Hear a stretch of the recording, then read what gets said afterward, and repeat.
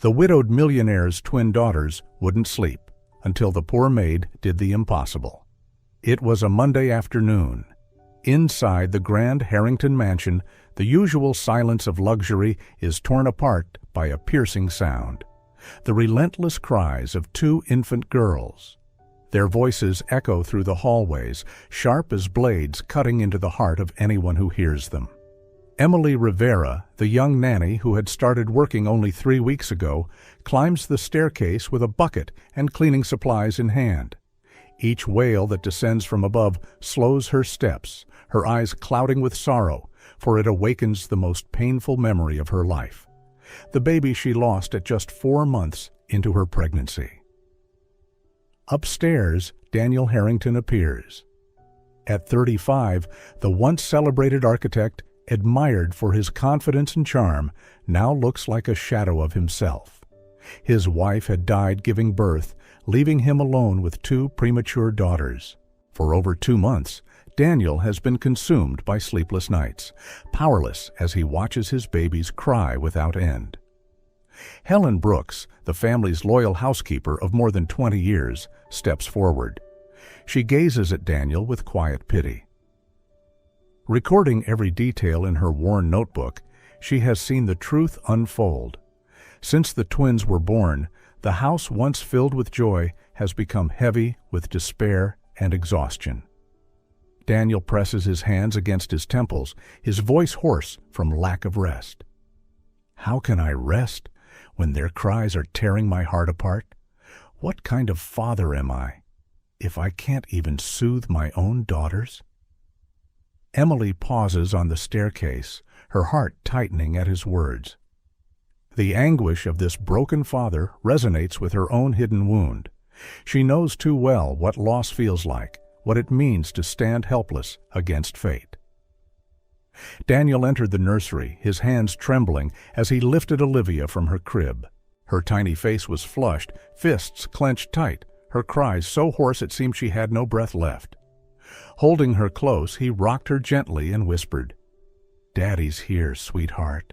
I'm right here." But Olivia kept screaming, her cries cutting through him like knives. Daniel glanced at Grace in the other crib, her little body shaking as she wailed, her lips turning purple. He felt himself collapsing, clutching Olivia against his chest, powerless and broken. From the doorway, Emily watched, her eyes blurred with tears, her heart pounding so hard it hurt. Something unseen, stronger than fear, urged her forward. She stepped into the room despite knowing she shouldn't. "Mr. Harrington." Her voice trembled. "May I try for a moment?" Daniel turned to her, surprise flickering in his exhausted eyes. He had no strength left to argue. Without another thought, he placed Olivia in Emily's arms. In that instant, the impossible happened. The crying stopped, as if someone had switched it off. Olivia's tear-streaked eyes opened wide, fixing on Emily's face. Instead of wails, there was silence. Pure, astonishing silence. Emily cradled her close, swaying gently, her voice soft like a prayer. "It's all right, little one. Everything's okay now." Olivia's breathing slowed, her eyelids fluttered shut, and within seconds she slipped into real sleep for the first time in weeks. Daniel stood frozen, unable to believe his eyes. He looked at Grace, still crying in her crib, and then, as if the miracle had a twin, Grace's sobs softened when Emily leaned toward her. Daniel rushed to lift Grace and bring her close to Emily. Just like her sister, Grace quieted instantly, her wide eyes fixed on the young woman. Helen appeared at the doorway and nearly fainted. "Holy Mother of Guadalupe, what on earth is happening? These babies never stop crying, not even in their sleep." But Daniel had already seen it. He was witnessing the impossible unfold before his very eyes. "Emily," he whispered, "for 3 months I've been searching for an answer. I've spent a fortune on doctors, and you simply—" "They're sleeping," Emily said through tears, "truly sleeping." The three of them stood there in silence, watching the twins sleep peacefully for the very first time. Olivia rested in Emily's arms, Grace in her father's, though nestled close against the nanny. Just then, they heard firm footsteps on the staircase, steps that made the blood in their veins turn cold. "Daniel," a woman's voice called from the hallway, "I've come to examine the babies." Dr. Claire Whitmore appeared at the nursery door with the air of someone always in command. At 38, she was the type who commanded respect the moment she entered a room. Her white coat was spotless, her hair pulled back in a flawless bun, her posture that of a woman who had never lost control. "Daniel, the babies are—" She stopped mid-sentence when her eyes fell on the scene. The twins were fast asleep, Daniel was smiling for the first time in months, and a mere nanny was holding Olivia as though it were the most natural thing in the world. "Claire," Daniel whispered, careful not to wake the infants. "You won't believe it. They've finally slept. Emily made them sleep." Claire's smile froze on her face. She had been tending to this family for 3 years. 3 years since Daniel's wife had died during childbirth, 3 years of building trust, waiting for the right moment to approach him in a more intimate way. And now a simple nanny had appeared and accomplished what she, a qualified pediatrician, could not. Daniel spoke in a restrained voice. "May I have a word with you in the hallway?" "But Daniel, look, they're so peaceful. In the hallway, please." Daniel's voice had that unmistakable tone of authority. He motioned for Emily to stay with the babies, then followed the doctor outside. "Daniel, do you realize what just happened?" Claire whispered, her words laced with restrained anger. "What do you mean?" "She made your daughter sleep, Daniel, for the first time in 3 months. And do you even know if she was prepared for that? Do you know if she carries any illness? Do you know if she might have done something dangerous?" Daniel frowned. He hadn't thought of it that way. "Claire, she only held Olivia and—" "Daniel, I've been a pediatrician for 15 years. I know exactly how dangerous these situations can be. A 3-month-old baby is extremely fragile. Anything out of place could cause serious problems." "But they're fine, Claire. Look at them. They're sleeping peacefully." "And what if it's the effect of some chemical? What if something on her skin touched them? What if it's something that will harm them later?" Claire's words planted seeds of doubt in Daniel's exhausted mind. He had always trusted her. Claire had saved the twins when they were born prematurely. She was a respected doctor and a longtime family friend. Inside the room, Emily rocked Olivia gently in her arms. The baby slept soundly. Mrs. Brooks looked at Grace, who was also resting peacefully in the crib. "Girl," she whispered, "how on earth did you do it?" "I don't know, Mrs. Brooks. I just felt I needed to help. In 20 years working here, I've never seen anything like this. These babies cry even in their sleep. But now, look at them." She pointed to the 2 little ones, truly sleeping, breathing evenly, faces serene, tiny hands open. "It's a miracle," Mrs. Brooks concluded. Out in the hallway, Claire continued planting doubt. "Daniel, I understand your desperation, but as a doctor, I cannot allow someone without proper training to have direct contact with such fragile newborns. This is a matter of responsibility." "But Claire, just imagine if something happens, an allergy, an infection. You would never forgive yourself, and neither would I, as the physician in charge." Daniel ran a hand through his hair. Exhaustion clouded his thoughts. "What do you think I should do?" "She must not be allowed direct contact with the babies anymore, for their own good. Meanwhile, I'll adjust their medication. Perhaps that's what's been missing." Inside the nursery, Emily shivered. Something felt wrong. Olivia stirred slightly in her arms, but did not wake. "Mrs. Brooks," she whispered, "does the doctor give the babies medicine every day?" "Every single day, dear. She says it's to calm them, but it's never worked." And today? Has she given them anything yet? No, she just arrived. Emily thought hard. The twins were sleeping without medicine, only with tenderness, only with her touch. When Daniel returned to the room with a stern expression, Emily whispered, "Thank you for letting me help. But Dr. Whitmore is right. It's better if I don't touch the babies anymore." Her heart shattered. "But Daniel, they're fine." "I know, but it could be dangerous. You're not a doctor. It might be luck, or it might be something that harms them later." Emily gently laid Olivia in the crib. The baby kept sleeping.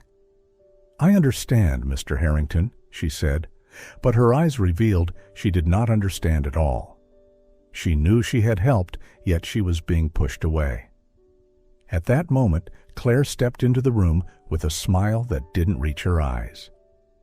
"I'll administer the medication now," she announced, pulling 2 syringes from her medical bag. "The babies are sleeping, Doctor," Mrs. Brooks pointed out. "Exactly why this is the best time. They'll sleep even deeper." Emily watched everything, unease growing heavy in her chest. There was something wrong about those syringes. "Excuse me," she murmured, and slipped out of the room. In the hallway, she heard Claire mutter under her breath, almost to herself, "This girl nearly ruined everything." Wednesday noon. Emily was working downstairs in the mansion when she heard the twins' relentless crying. It had gone on for 8 straight hours. The sound pierced her soul, especially because she knew she could help. Helen appeared in the kitchen, holding her notebook, worry written across her face. "Girl, may I speak with you?" "Of course, Mrs. Brooks." "I find what's happening very strange. The babies only calmed when you cared for them on Friday. Over the weekend, they were worse than ever." Emily stopped cleaning and looked at the housekeeper. "You noticed it too?" "Very much so. And there's more." Mrs. Brooks glanced around to be sure no one was listening. "I've worked here 20 years. Never have I seen children cry this much." "So it's not normal?" "No, not at all. And something else struck me. Lately the doctor comes every single day. Before the twins were born, she only showed up when Mr. Harrington called." Emily's heart pounded. She wasn't imagining things. Something truly was wrong. "Mrs. Brooks, you record everything in your notebook, don't you?" "Yes, old habit of mine. I jot down who comes, who goes, and at what time." "Could you tell me when the doctor arrives and when the babies begin to cry harder?" Mrs. Brooks flipped through the pages. "Look here. Monday, the doctor arrived at 7, administered medicine at 7:30. The babies started screaming like mad at 8:30. Yesterday, Tuesday, she came at 7, gave medicine at 7:15. The babies began wailing at 8:15, always 1 hour after the medicine." "Always? But maybe that's normal. Sometimes medicine takes time to act." Emily frowned. "If the medicine is supposed to calm them, why do they get worse afterward? Mrs. Brooks, have you ever noticed medicine bottles in the trash?" "What do you mean?" "I found a few empty bottles of infant sedatives in the bathroom trash.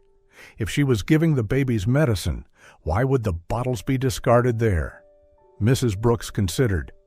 "Now that you mention it, that is odd.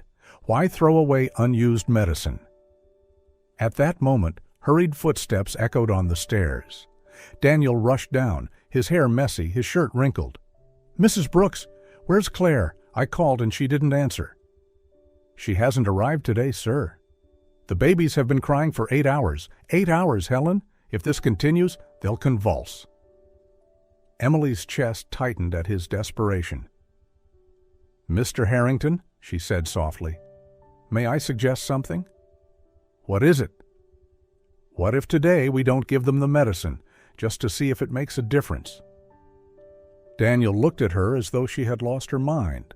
"Emily, they're like this because they need the medicine." Claire explained their bodies are, as she put it, altered. "But what if that's not true? What if it's the medicine harming them?" "Emily," Daniel's voice rose, "Claire is a certified pediatrician. She knows what she's doing." Emily bowed her head, but her doubts only grew stronger. The phone rang and Daniel snatched it up. "Claire, thank God. You must come immediately. The babies are unbearable." "Calm down, Daniel. I'll be there in half an hour. In the meantime, give them another dose. The medicine is in the fridge." Daniel hurried to the kitchen, opened the refrigerator, and took out a clear bottle. "Mrs. Brooks, help me give the babies their medicine." Emily watched it all and made a decision. She needed to know the truth.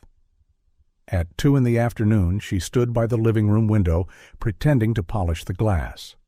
From there, she had a clear view into the twins' nursery upstairs. 15 minutes later, Claire arrived. Emily noticed she did not look worried as she should have. In fact, she seemed almost cheerful. From the window, Emily saw Claire enter the nursery. She kept watching, and what she saw made her blood run cold. Claire did not examine the babies, did not check their temperature, did not listen to their hearts. Nothing. She simply took something from her medical bag and injected it into the milk bottles. "Mrs. Brooks," Emily whispered, "come here. Look at this." "What is it?" "Upstairs. She's not examining them. She's just injecting something into the bottles." Mrs. Brooks peered through the window and frowned. How strange. Shouldn't she examine them before giving medicine? At that moment, they saw Claire leave the nursery and speak with Daniel in the hallway. They couldn't hear the words, but from her expression, she seemed to be reassuring him about something. "Mrs. Brooks, when she leaves, could you show me the medicine she left behind?" "Of course." An hour later, Claire departed. Mrs. Brooks and Emily hurried upstairs to the twins' room. "Look here," Mrs. Brooks pointed to a bottle in the small refrigerator. "This is what she always leaves." Emily picked it up and read the label. "Sedative, infant, natural," she read aloud. "But look here, Mrs. Brooks." She pointed to the bottle cap. "It's been tampered with. Someone opened it and resealed it." "How can you tell?" "I've cleaned houses for years. I've learned to notice such things." "Someone's touched this bottle." Mrs. Brooks examined it closely. "You're right. The cap is slightly off." Just then, a strange cry rose from the crib. Olivia and Grace were growing restless again. "1 hour after the medicine," Emily whispered, "exactly as you wrote down." "Oh, Lord," Mrs. Brooks murmured. "Mrs. Brooks, could you do me a favor?" "What is it?" "Tomorrow, when the doctor comes, pretend you forgot something in the nursery and secretly watch what she puts into the medicine. But don't let her catch you. If she does, at least we'll know for sure." Thursday morning, 6:30 a.m. Emily arrived, anxious to know how the twins had fared overnight. Mrs. Brooks greeted her at the door, relief on her face. "Girl, thank goodness you're here." "How was last night?" "Mr. Harrington didn't give them the medicine." "And do you know what happened?" "What?" "They slept 6 straight hours. 6 hours, for the first time in months." Emily felt both relief and confirmation of her suspicions. "This morning, they're still sleeping." "And the doctor?" "She arrived half an hour ago. She's upstairs." "Did you manage to watch?" "Yes, and you won't believe what I saw." Mrs. Brooks pulled Emily into the kitchen corner and whispered. She took a syringe from her bag and injected something into the medicine bottle, something she brought from outside. "Are you sure?" "Absolutely. I saw her pierce the cap and inject a clear liquid. Holy Mother. And then she tasted a drop with her tongue. She nodded in satisfaction, as though checking it wouldn't be noticed." Emily's blood froze. A doctor never needs to taste medicine with her tongue, unless she's mixing something that doesn't belong there. "Mrs. Brooks, we must tell Mr. Harrington." "He won't believe us." "Then we need more proof." One morning, Emily suggested Daniel try withholding the medicine. At first, he resisted furiously. "No, Claire was clear, they need it. What if something happens?" But after hours of pleading, Daniel reluctantly agreed. That day, for the first time in months, Olivia and Grace slept peacefully for 6 full hours. Helen nearly wept with relief. Emily whispered, "See? They don't need the medicine. It's the medicine that's hurting them." At 2:30 in the afternoon, Claire arrived. "How are my little patients?" "They're fine," Daniel answered, watching her closely. "Wonderful. The medicine is working perfectly." Claire went upstairs to the twins' room. Daniel, Emily, and Mrs. Brooks waited downstairs. Half an hour later, Claire came down. "All done. I gave them their afternoon dose. They should be very calm now." As soon as Claire left the house, the 3 of them rushed upstairs. The babies lay in their cribs, appearing normal at first. But Daniel noticed something. Look at their eyes. Olivia and Grace's eyes were wider than usual, unfocused, as if they were staring at things that weren't there. "Is this normal?" Daniel asked. "No," Emily replied. "Healthy babies don't look like that." 15 minutes later, like clockwork, the crying began.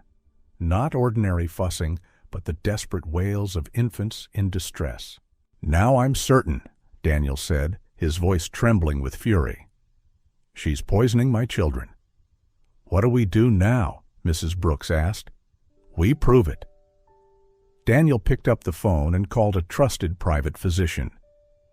"Dr. Hamilton, this is Daniel Harrington. Please come to my house immediately to examine my children." "No, it's not an emergency, but it's very important. Can you come today?" Yet their fragile hope was quickly crushed. Claire, already suspicious, happened to overhear their conversation. Her face turned to stone as she stepped outside the mansion and pulled out her phone. Daniel froze.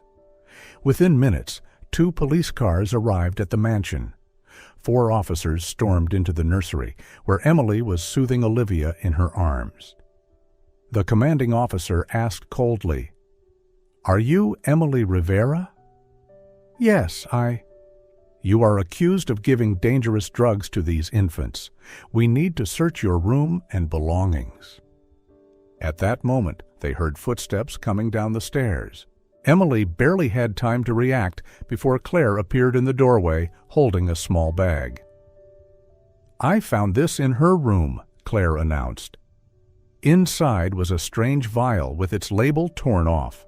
An officer pulled out a folded paper, a prescription signed by none other than Dr. Emily Rivera. Emily's face went pale. She shook her head desperately. "No, that's not mine. I've never seen that vial before, and I'm not even a doctor. I couldn't write a prescription." Daniel took the paper, his hands trembling. He looked up at Emily, his voice breaking. How could you?" Emily burst into tears, crying out, "Mr. Harrington, please believe me. This is a setup. I swear on my life I would never harm Olivia and Grace." But the officers didn't let her say more. They handcuffed Emily right there in front of Daniel and Helen. Helen tried to intervene, her voice shaking. "Mr. Harrington, this isn't right. I've kept records. It's Claire's medicine that makes them cry." Claire cut in instantly, her tone sharp but composed. "I'm sorry, but this is a serious medical issue. A nanny with no training could cause disaster. I only want to protect the girls." Daniel, exhausted and confused, didn't know whom to trust. He looked at his daughters still crying in their cribs, then at Emily being dragged away. His heart shattered, but reason forced him to cling to the evidence before his eyes. That night, the front page of the local paper screamed, "Nanny poisons Harrington twins." Photos of Emily being led away in handcuffs flashed on every television channel. The community was outraged, branding her a devil in disguise.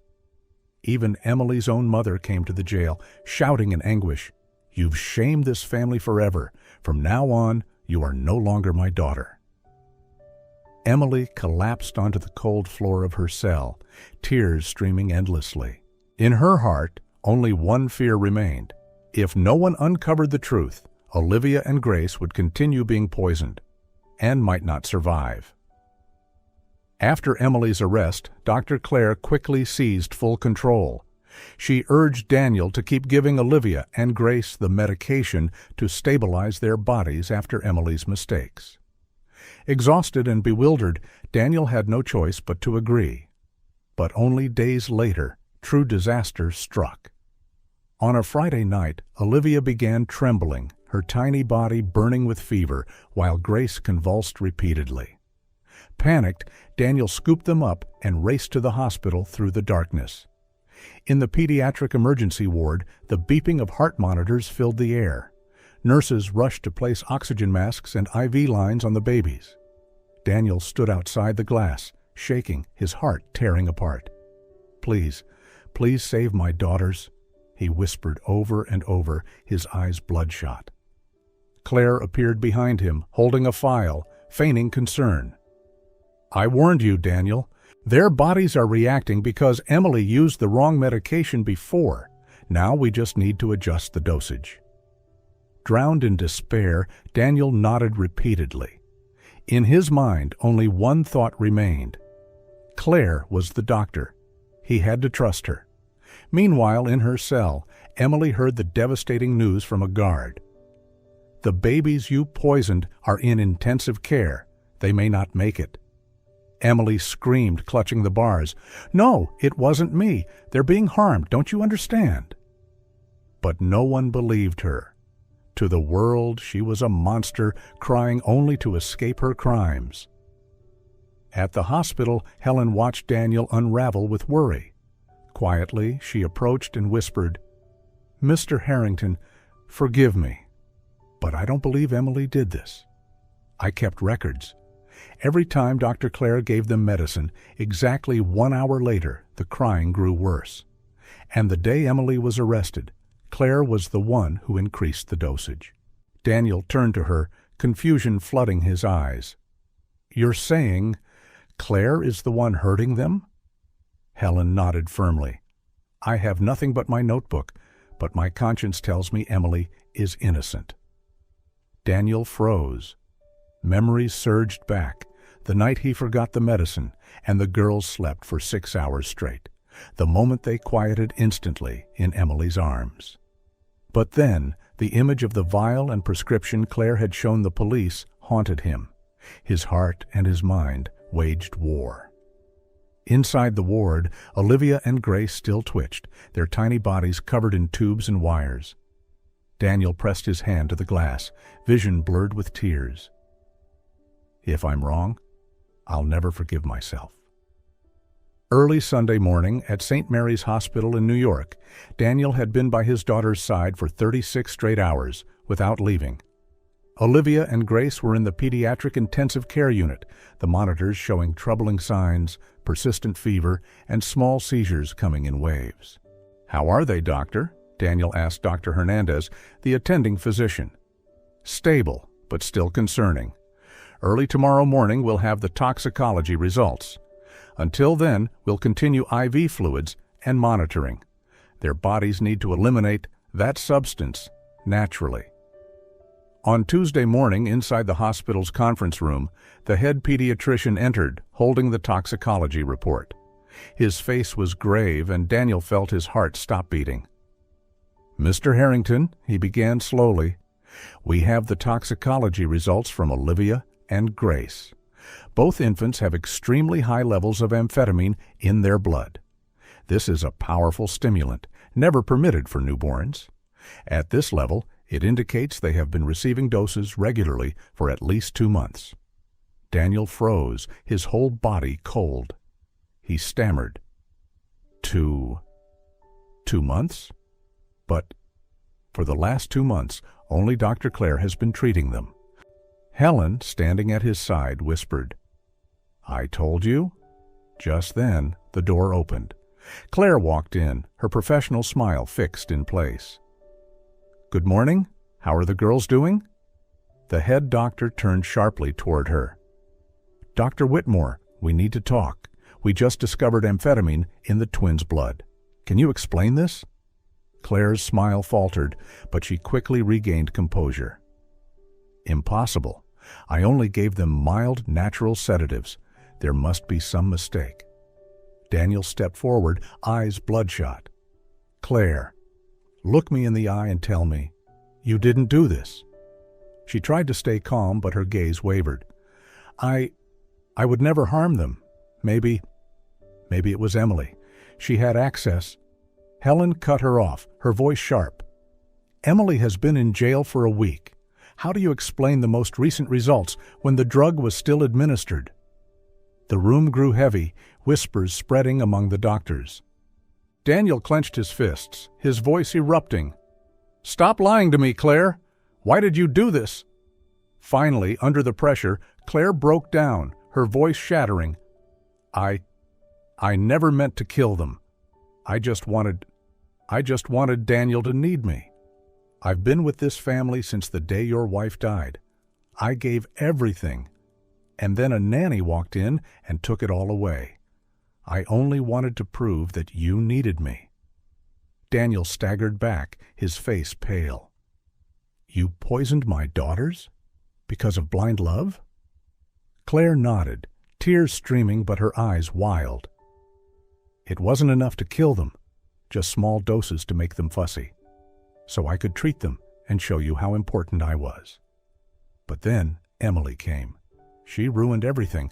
I had to increase the dosage. Sobs filled the room. Daniel trembled, shouting, You nearly killed my children. That's not love. That's a crime.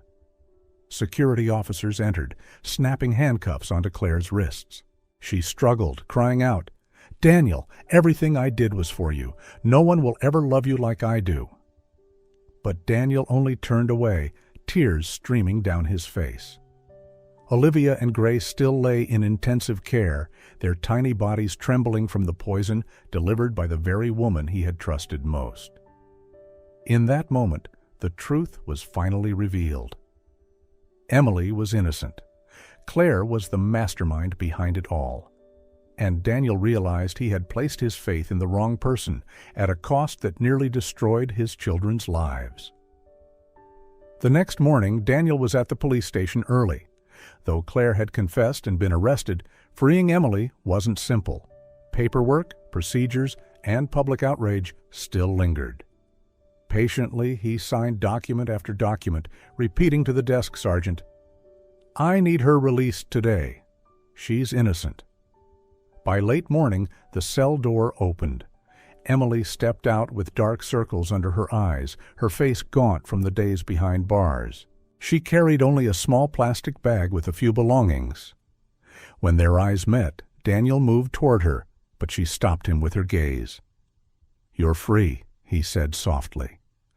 Claire confessed to everything. I was wrong. Emily let out a laugh, bitter and hollow. You only believed me when there was paperwork to prove it. All those days I begged you, you never trusted me. Daniel said nothing. No words could erase what she had endured.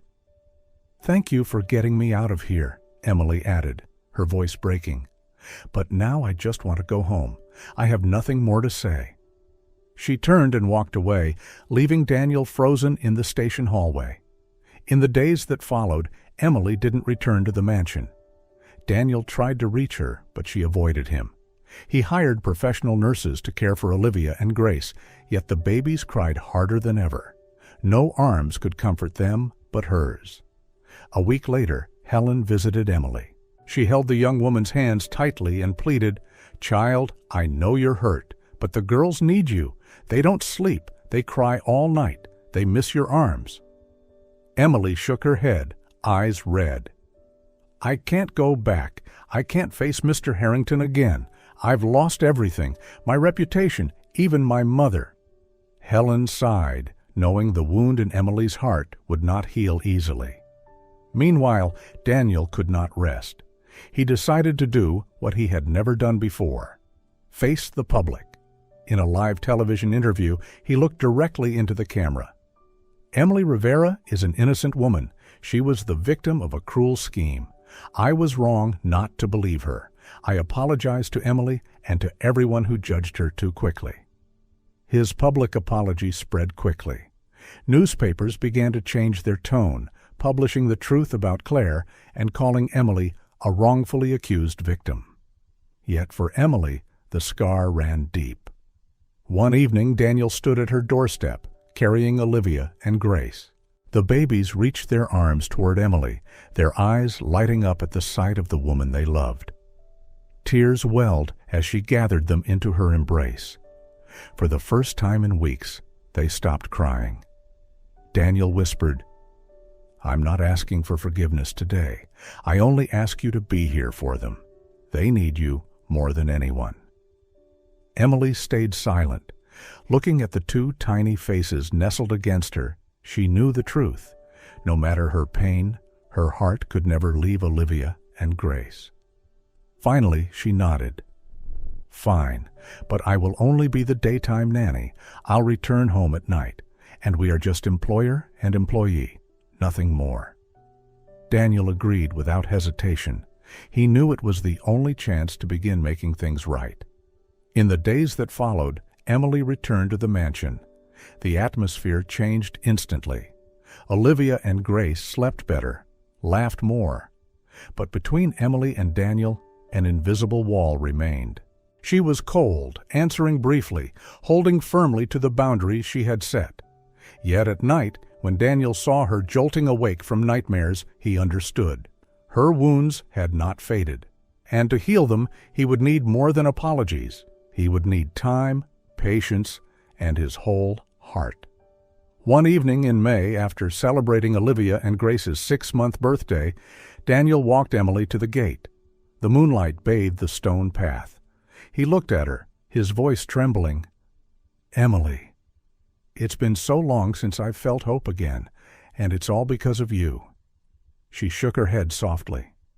"I'm just doing my job."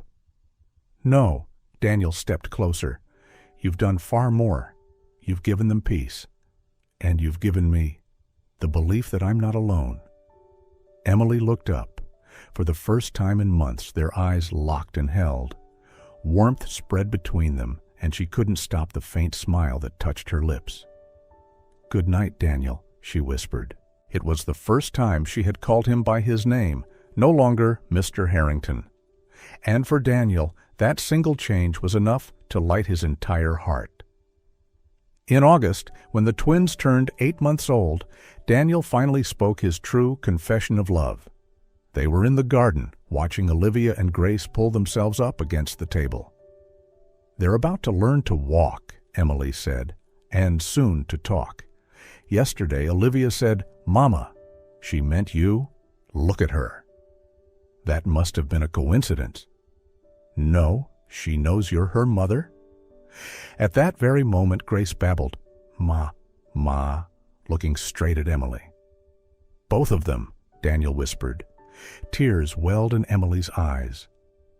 "Daniel, what if everything goes wrong? What if it doesn't work out? And what if it does? Do you truly love me?" "I love you more than anything. Even if you're poor, money doesn't make someone better or worse. You have what money can't buy." "What's that?" "A good heart, and that's what truly matters." "And your family, your friends, what will they say?" "They'll say I'm the luckiest man alive." Emily smiled through her tears. All right, meaning what?" "I agree to try. I agree to see if this can work between us." Daniel pulled her gently into his arms, holding her close. "I love you, Emily." "I love you too." In the end, after all the pain and loss, what remained was not darkness or doubt, but a home where love was found again, where broken hearts came together to form a complete family.